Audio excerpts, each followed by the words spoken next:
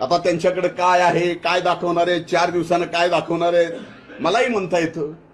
माझ्याकडे काय आहे, काय नाही, 4 दिवसांनी काय दाखवायचं.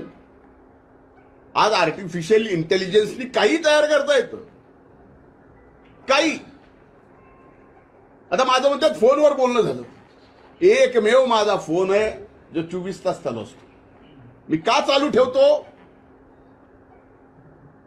का माझ्या आजूबाजूला आणि ज्यांचा सगळ्यात जास्त माझ्यावर विश्वास आहे ते गरीबातले गरीब माणसं, आणि त्यांना कुठलीही अडचण आली तर त्या अगोदर माझा फोन लावतात, त्यांची अडचण होऊ नये म्हणून मी माझा फोन चालू ठेवतो. सहकार्याला तर बोलतोच, पण त्यांच्या अडचणी सोडवतो. आता त्याच्यात जर मला कोणी फोन केला आणि बोलले तर याचा अर्थ त्या अर्थाने बोललो, त्यांना संपवण्याच्या ह्याच्या संबंधित बोललो. कशासाठी?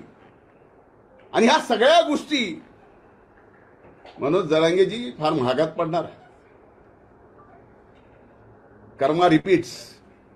जेवढं तुम्ही खोटं कराल तेवढं खोटं तुमच्या विरोधात सुद्धा फिरेल, हे लक्षात ठेवा.